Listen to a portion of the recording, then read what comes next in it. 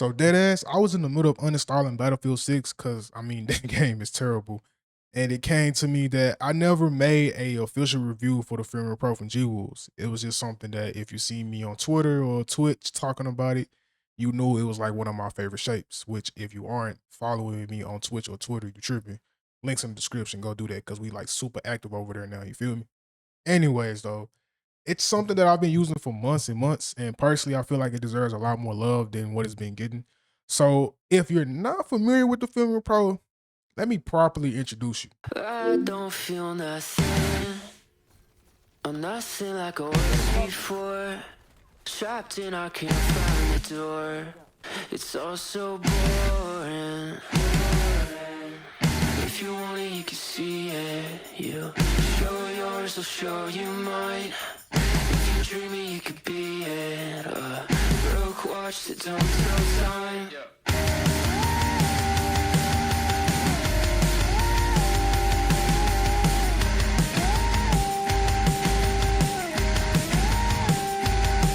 Now, the Fenrir Pro is something that has definitely been on my radar since 2025 when I initially heard about its release. Now, conveniently, I was in the middle of an aim crisis. A lot of my favorite shapes was beginning to feel very stale.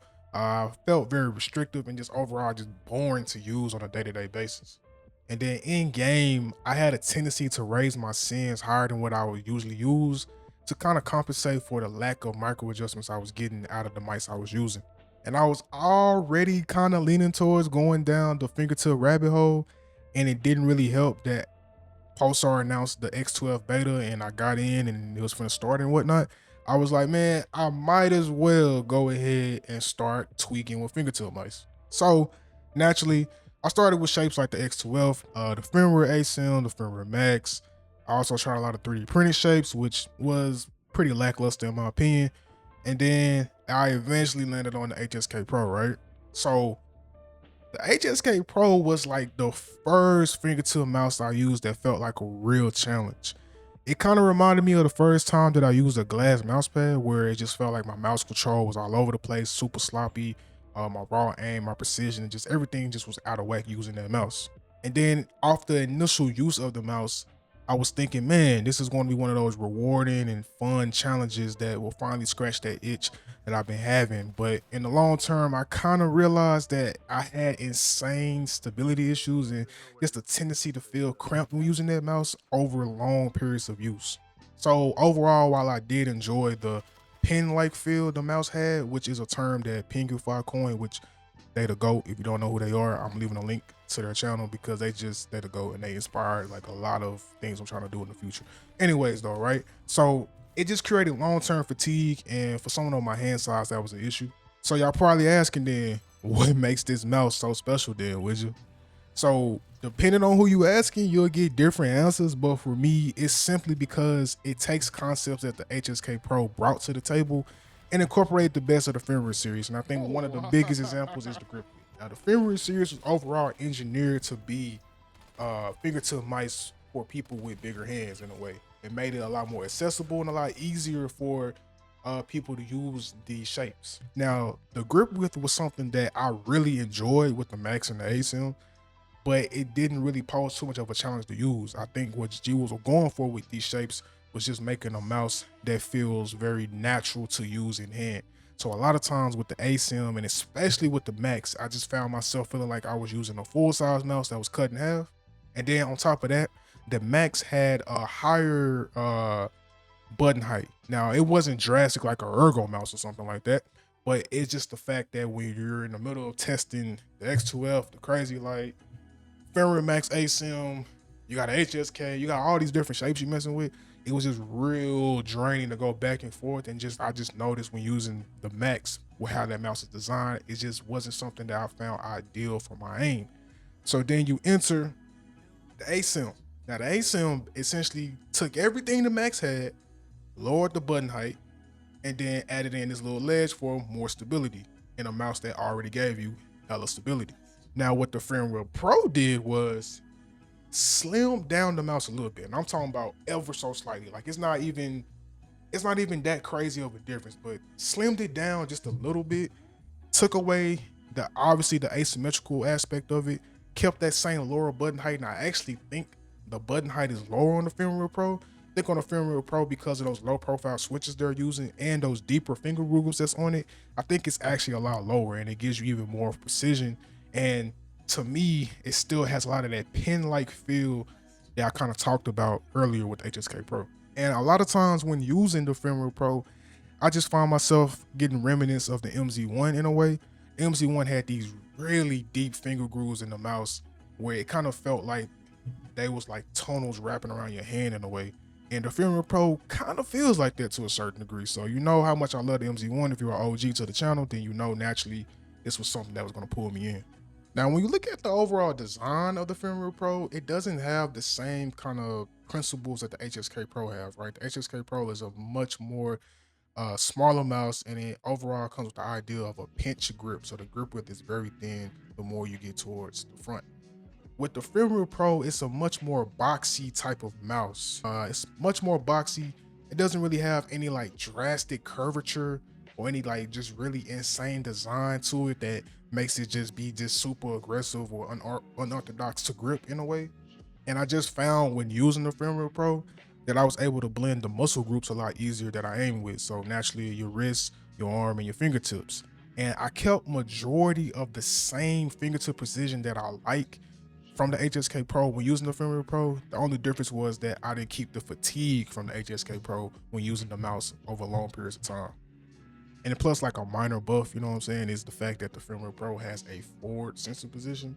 So with that forward sensor position, it just naturally make the mouse like have quicker flicks and target switching feels amazing. So it was like a buff that I'm addicted to, and I can't really use a mouse that don't have it. It just feels amazing. But even with all the pros and the positivity that I'm speaking on the Fenrir Pro, it isn't peaches and cream, you feel me? Like, there is some cons, there is some things about it that do kind of stand out and make it be a turnoff for a lot of people.